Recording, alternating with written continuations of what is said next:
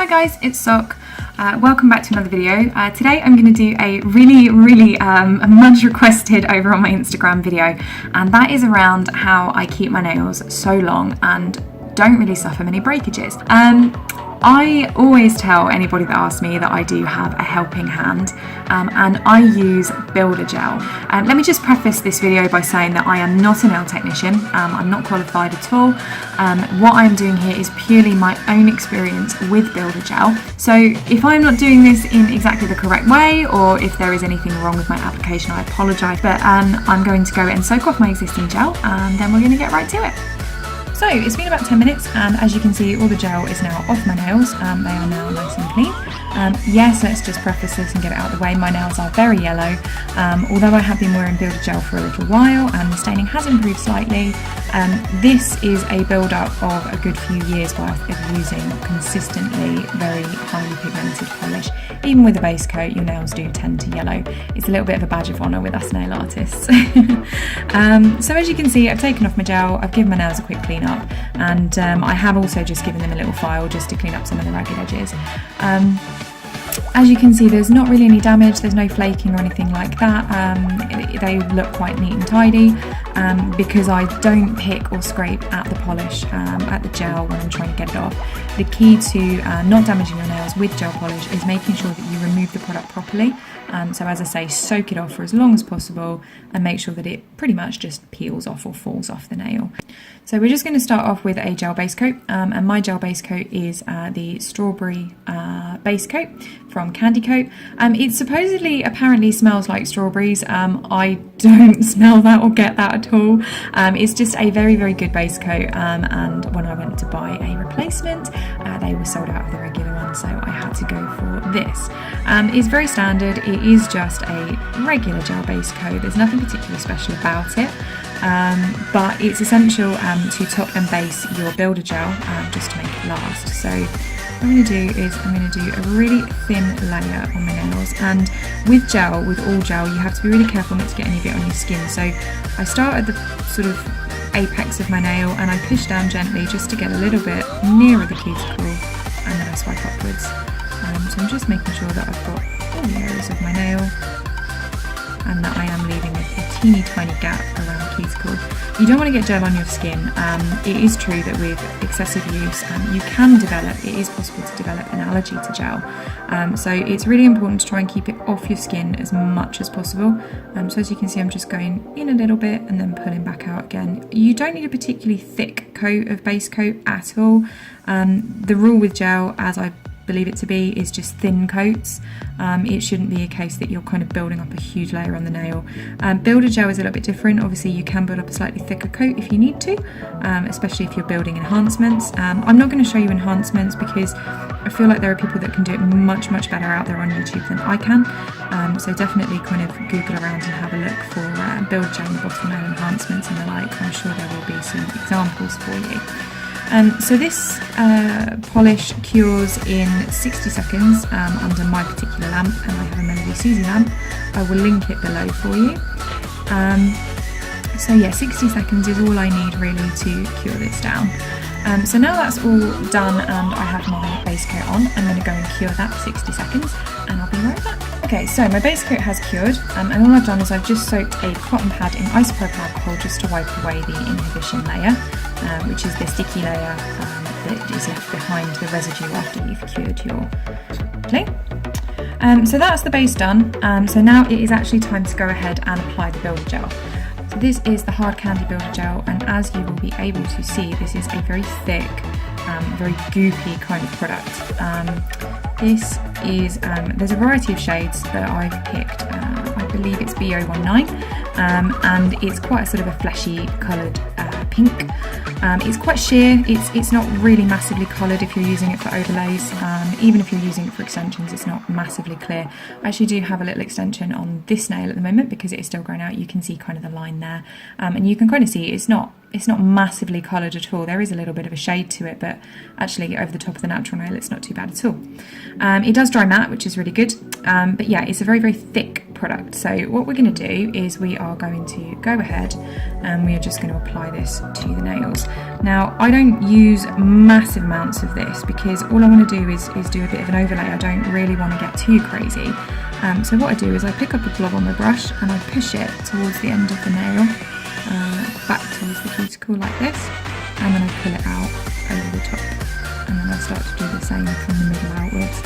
The idea with this is that with gel you kind of need to sort of pull it into place and get it where you want it to be, but obviously just be careful not to get it on your skin.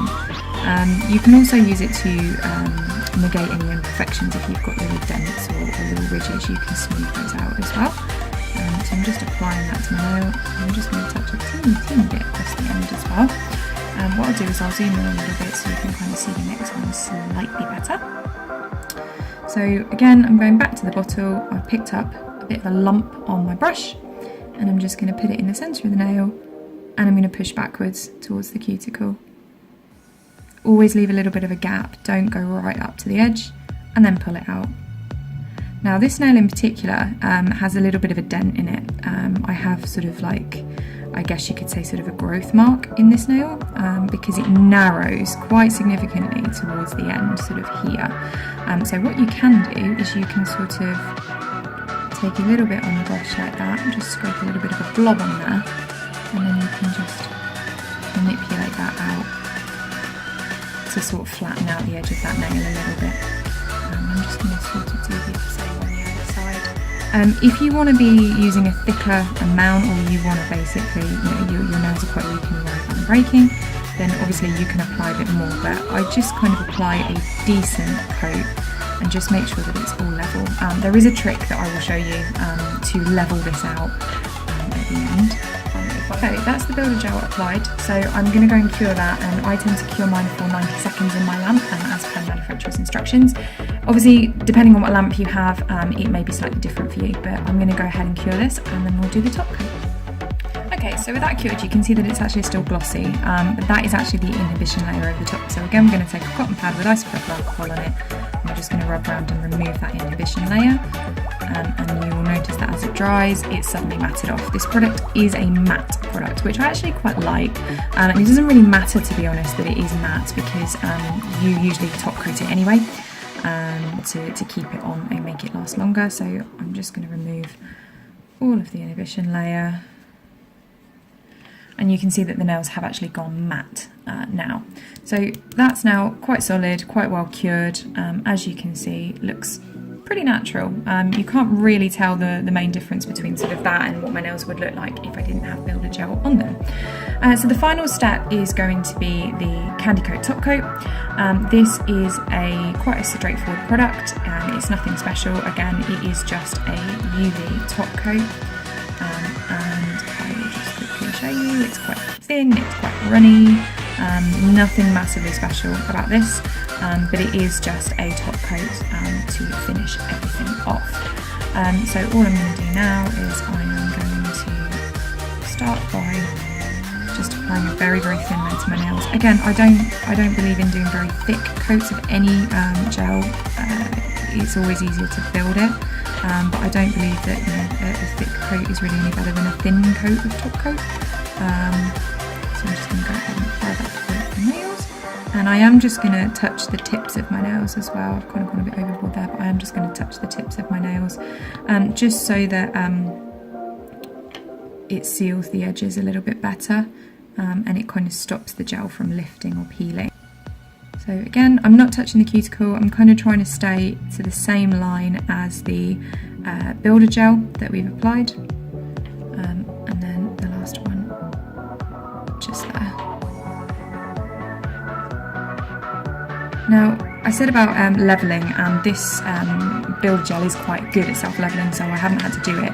But if you do end up with any ridges or bumps at any point during your gel application, what you can do is you can just tip your hand upside down and you can leave it there for a couple of seconds. And what that will do is that will just encourage the gel to level itself out and shift ever so slightly, which will give you a nice even finish. The good thing about using the gel base is that it does even out your nails, so if you do have ridges and bumps, it can be really useful as a tool to make sure that your polish application is really smooth, and obviously it negates the need for an actual base polish, which is really handy. So again, I'm going to cure this for 60 seconds in my lamp, and then we should be all done. Okay, so we are pretty much there. This is not a no wipe top coat, so all I'm going to do is, again, I'm just going to go over with my isopropyl alcohol just to remove the inhibition layer. But that is pretty much it. We are now ready to go on to polish or any other designs that we wish to create over the top. So as you can see, my nails are nice and shiny, they're nice and strong, and that is going to last me now for a couple more weeks. So what I will do gradually as this grows out, rather than reapply every single time, as this grows out from the bottom, I will just be infilling the nail and letting the gel move up the nail gradually. The only time I really ever replace the stuff completely and soak it all off is probably once every 3-ish, 4-ish weeks. If obviously it gets a little bit damaged. I do use an acetone-free polish remover, which you do need to bear in mind if you're going to go the builder gel route on your natural nails, or you're going to have any sort of gel overlay underneath your nail art. Make sure that you're only using acetone-free nail polish, because obviously otherwise you will start to eat away at the gel polish itself. But other than that, that is pretty much it. That's how I do my process and how I achieve long, strong, healthy nails. So I really hope that you guys enjoyed the video, and I hope that it was useful and instructional for you. If you've got any more suggestions on any more tutorials or bits and bobs that you would like to see, please do let me know in the comments. Thanks very much, guys. I'll see you next time. Bye!